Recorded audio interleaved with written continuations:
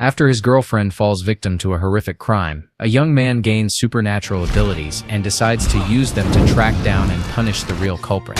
Today, we're recapping the story of the 2013 movie Horns. Iggy and Maren were a young couple deeply in love, having been together since their teenage years. However, after Maren's brutal demise, her boyfriend became the prime suspect in the case. Though never officially charged, Iggy was despised by the entire town and relentlessly harassed by reporters trying to force him into telling his side of the story. Since his home was constantly under siege, he often fled to his parents' house in search of some peace. However, even there, he faced judgment from his own family. While they were willing to help keep him out of prison, deep down, they also suspected he was responsible for the crime. The only person who stood firmly by Iggy's side was his older brother Terry, who promised to support him through this devastating time. His best friend Lee was the only one who truly believed in his innocence. As a lawyer, Lee was able to keep Iggy out of jail, but when they met up, Iggy learned that the forensics lab handling Maren's case had just been burned down, destroying all the evidence. This made proving his innocence even harder. On top of that, the police had received a new anonymous tip, claiming that Iggy had been seen forcing Maren into a car the night she was murdered. Overwhelmed, Iggy went to a bar where his childhood friend Glenna worked. Glenna had always harbored feelings for him, but he had only ever loved Maren. Now that Maren was gone, she attempted to get close to him, but he showed no interest. That evening, Maren's father, Dale, and several of her friends gathered at the site of her death to pay their respects. Knowing he wasn't welcome, Iggy hid in a treehouse, drinking whiskey while watching them. Dale, like many others, blamed him for Maren's fate. After the mourners left, Iggy began smashing religious icons that had been left at the site. Glenna arrived and tried to stop him, but his frustration had reached its peak. Maren had been deeply religious, attending church every Sunday, and always wearing a cross around her neck, yet that hadn't saved her from such a cruel fate. This only deepened Iggy's anger and disillusionment with God in this moment of vulnerability. Glenna tries to comfort her friend, and they end up spending the night together. The next morning, when Iggy wakes up, he notices something strange. Horns are beginning to grow from his forehead. He asks Glenna if she can see them too. Under the influence of his newfound supernatural powers, she begins to confess her darkest secrets while absent-mindedly devouring a box of donuts. Realizing that this isn't just his imagination, Iggy seeks medical help. He arrives at a doctor's office and sits at the reception desk to fill out a form. As he waits, a bratty child begins screaming and throwing toys around the waiting room. Her mother, clearly at her wit's end, suddenly admits out loud that she secretly wishes she could just leave her daughter there and walk away. Disturbed by what he's hearing, Iggy steps back, and the receptionist orders the woman, Mary, to take her child away because no one can stand her tantrums anymore. The little girl then turns to Iggy and reveals that she despises her own mother. When Iggy is finally called in, he overhears a nurse muttering about how her boyfriend is cheating on her. Confused and unsettled, he starts to realize that everyone around him is revealing their deepest, most hidden thoughts whenever he's near. Inside the doctor's office, the physician examines Iggy's horns and tells him they will need to be sawed off. The procedure requires sedation, so Iggy is put to sleep. As he drifts into unconsciousness, he remembers the first time he saw Maren at church. They exchanged a few shy glances during the service, and before leaving, Iggy found the necklace she had accidentally left behind on the pew. When they were younger, Iggy and his friends used to party and play dangerous games. One day, while hanging out by the beach, Eric dared Iggy to ride a shopping cart down a steep ramp. Despite Glenna's pleas for him not to, Iggy took the challenge, but it ended badly when he lost control and crashed into the ocean, getting trapped. Without hesitation, Lee jumped into the water to save him, barely managing to pull him out in time. That same afternoon, Lee repaired Maren's crucifix so Iggy could return it to her. From that day forward, Iggy and Maren grew close and were inseparable. During one of their deep conversations, Maren revealed that her mother had passed away from cancer the year before, which was why she and her father had moved to their small town. As their bond strengthened, Iggy took Maren to a secluded house he had discovered in the forest, and it quickly became their special place. When Iggy wakes up from the procedure, he realizes that his horns are still there. The doctor had failed to remove them. With nowhere else to turn, he decides to seek help from Father Mold. But when the priest sees him, he recoils in horror and tells Iggy there is nothing he can do. According to the priest, Iggy is being punished by God, and nothing can lift the curse. At a loss, Iggy turns to his best friend for support, only to discover that Lee can't see his horns at all. This leads Iggy to a strange realization: only bad people seem to be able to see them.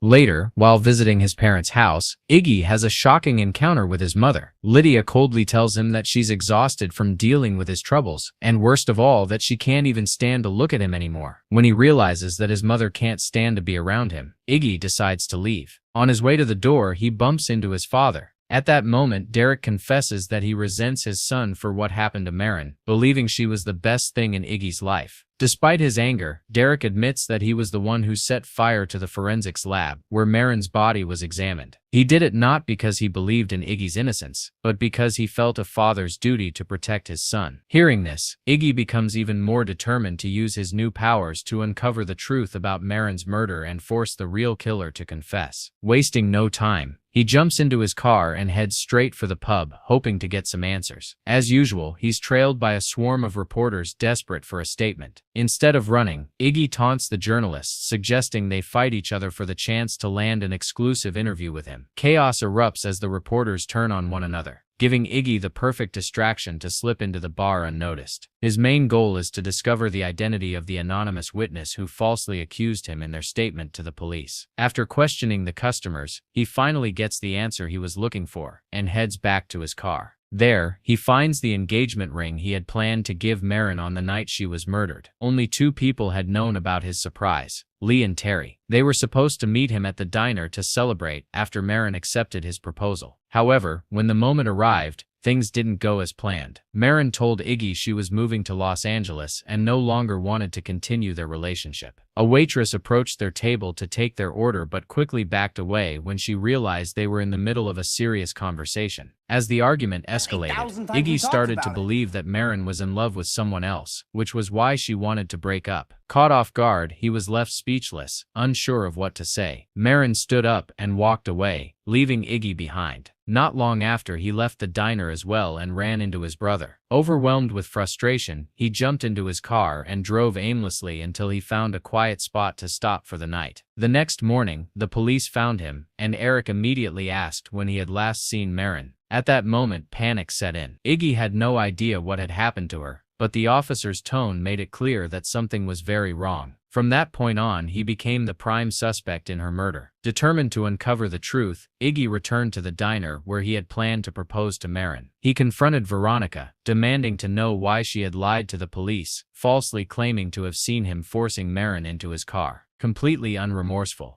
she admitted that she had given a false statement simply because she wanted fame and media attention. With this new revelation, Iggy headed to the restaurant where his brother worked as a musician. After Terry's performance, he pulled him aside for a serious conversation. Iggy revealed that he had uncovered the identity of the anonymous witness and urged his brother to go to the police station to clear his name. After all, Terry had also been at the diner that night and knew Iggy had left alone. But then Terry dropped a bombshell. Iggy wasn't the last person to see Marin alive. He admitted that he had given her a ride home that night. Enraged, Iggy lashed out, attacking his brother. Under the influence of Iggy's supernatural powers, Terry confessed everything. That night, he had offered Marin a ride, but along the way, she asked him to stop and let her out. When he tried to convince her to get back in the car, she insisted that she needed to go to the treehouse. Drunk and disoriented, Terry decided to wait for her there, but he passed out. When he woke up the next morning, he found a blood-stained rock on the driver's seat. Terrified, Terry searched the woods and discovered Marin's lifeless body near a tree. Afraid of what would happen if he contacted the authorities, he panicked and destroyed any evidence that could link him to the crime. Instead of telling the truth, he chose to keep it a secret. Before Iggy could process what he had just heard, the police arrived and arrested him. However, by the next morning, Lee once again managed to get him released. While the two friends talked, Iggy suddenly noticed something shocking. Lee was wearing Marin's crucifix. When he is exposed, Lee claims that Marin gave him the necklace as a gift. That's when Iggy realizes the heartbreaking truth. His best friend was the man Marin had fallen for, and that was why she had broken up with him. Shattered by this revelation, Iggy drives to his ex-father-in-law's house, blaming himself for never suspecting the betrayal. When he finds Dale, he desperately asks if Marin had ever mentioned being in love with someone else. However, Dale is furious and orders him to leave immediately. Like the rest of the town, Dale is convinced that Iggy is responsible for his daughter's death. But unlike others, he doesn't have the heart to seek revenge. Even after losing his entire family, Dale remains a good man, so much so that he can't even see the horns growing from Iggy's head. That night, Iggy hides inside an abandoned building, desperately trying to rid himself of the monstrous horns. He slams his head against a concrete wall in frustration, but suddenly, he notices something disturbing. The room is crawling with snakes, all slithering toward him. Instinctively, he grabs a wooden plank to defend himself. But to his surprise, the creatures don't attack. Instead, one of them coils around his arm and rests on his shoulders like a companion.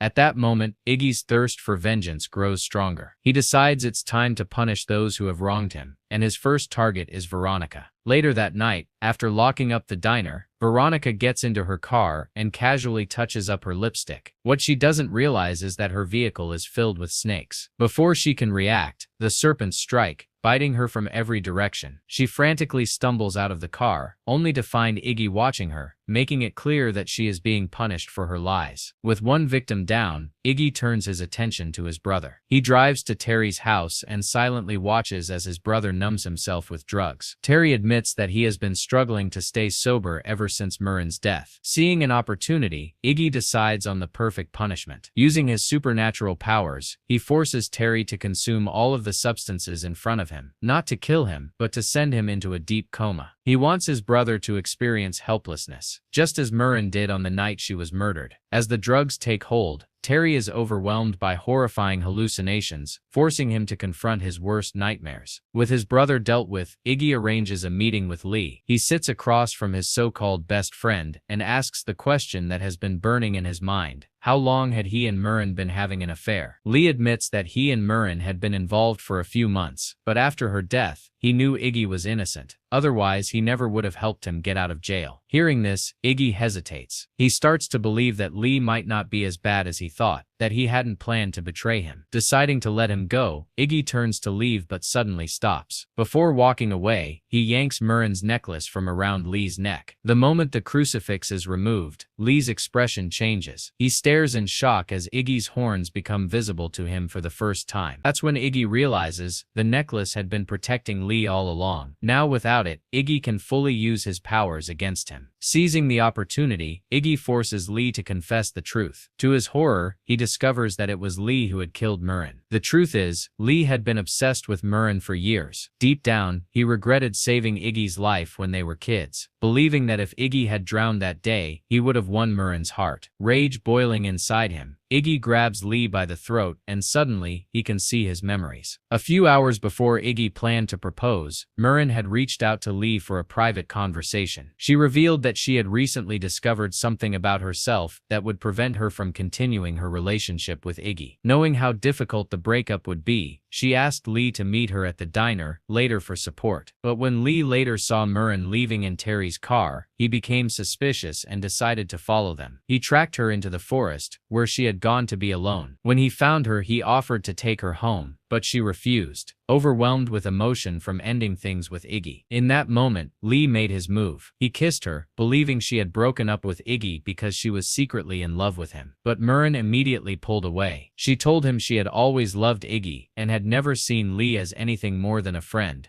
Lee snapped. Furious that his love had never been reciprocated, he lashed out, striking her. Blinded by rage, he grabbed a rock and attacked her repeatedly, ending her life. Afterward, he stole her crucifix and planted the blood-stained rock in Terry's car, hoping the blame would fall on Iggy's brother. As Iggy processes the horrifying truth, Lee suddenly turns violent. He beats Iggy until he loses consciousness, then drags him back into his car. He already has a plan. He'll tell the police that Iggy confessed to Murren's murder, felt guilty, and took his own life. To make it believable, Lee douses Iggy's body in gasoline and sets the car on fire. But before the flames consume him, Iggy, still barely conscious, slams his foot on the gas. The burning vehicle speeds off and crashes into the ocean. Hours later, authorities are notified of Iggy's death. Meanwhile, at the hospital, his parents receive the devastating news while staying by Terry's side. That night, however, Iggy miraculously survives. Dragging himself out of the water, he knows exactly where he needs to go next: Murren's father's house.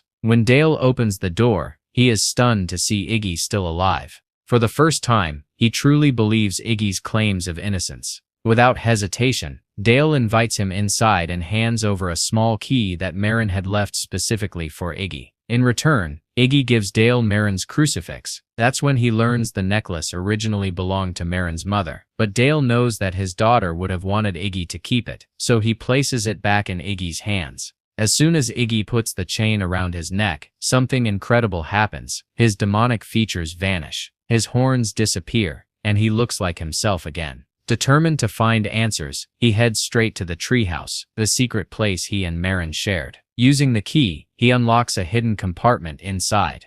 There he finds a small box filled with keepsakes, including a letter written in Morse code. Deciphering the message, Iggy is hit with a heartbreaking truth. Marin had known she was going to die. She had always dreamed of starting a family with Iggy, but recently, she had been diagnosed with cancer, the same illness that took her mother's life. Marin had watched her father suffer through unimaginable grief, and she didn't want Iggy to endure the same pain. Knowing there was no cure, she had made the hardest decision of her life, pushing Iggy away so he wouldn't sacrifice his future to care for her. Overwhelmed by the revelation, Iggy heads to the hospital to see Terry. He tells his brother everything, how it was Lee who took Marin's life. Terry, enraged, promises to help Iggy get revenge. But Iggy knows his brother is still too weak to leave the hospital. He has to face Lee alone. Arriving at Lee's house, Iggy quickly realizes that his former best friend has no memory of his confession, his mind wiped clean by the power of the horns.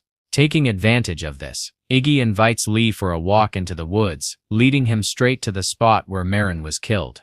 As the truth dawns on him, Lee panics. He tries to convince Iggy that he's innocent, spinning another web of lies, but Iggy has already seen the truth with his own eyes. He knows Lee is only pretending. Fueled by rage, Iggy wants nothing more than to end Lee's life right then and there. But instead, he does the unexpected. He gives Lee a choice. He can turn himself in and face justice, or let fate decide what happens next. Before Lee can respond, Eric and Terry arrive. The officer immediately draws his gun, having just uncovered Lee's lies about Iggy's supposed suicide. With that, Lee officially becomes the prime suspect in Marin's murder. Surrounded and with no way out, Lee realizes he must surrender. However, once again he manipulates the situation, managing to disarm Eric and steal the rifle. He then shoots Terry without hesitation. As Iggy rushes to stop him, Lee shoots the policeman in the head and threatens to kill the musician if anyone tries to get close. Seeing his brother's life in danger, Iggy takes off the crucifix from his neck. Instantly, a pair of wings appear on his back, but as he attempts to fly, the wings ignite in flames, engulfing his entire body. In that instant, Iggy transforms fully into a demonic figure, and Lee shoots at the monstrous form until he runs out of bullets. Though severely wounded, the demon remains standing, and Lee, now on his knees, begs for forgiveness. Despite everything that's transpired, Iggy still feels pity for his former friend. But once again his compassion is betrayed. Lee strikes Iggy in the knee with the rifle and uses a trident to stab him in the stomach. As Iggy bleeds, he retaliates by using his horns to impale Lee. He then throws Lee aside and watches as the criminal is overwhelmed by a swarm of snakes. While Lee struggles, a snake crawls into his mouth and destroys his insides. After avenging Marin, Iggy succumbs to his injuries. Terry, holding his brother's hand, watches helplessly as Iggy's body turns to charcoal. With his mission complete, Iggy can now join Marin, and they will be together forever. What did you think of this movie? Let me know in the comments below, and don't forget to like and subscribe for more movie recaps. See you next time.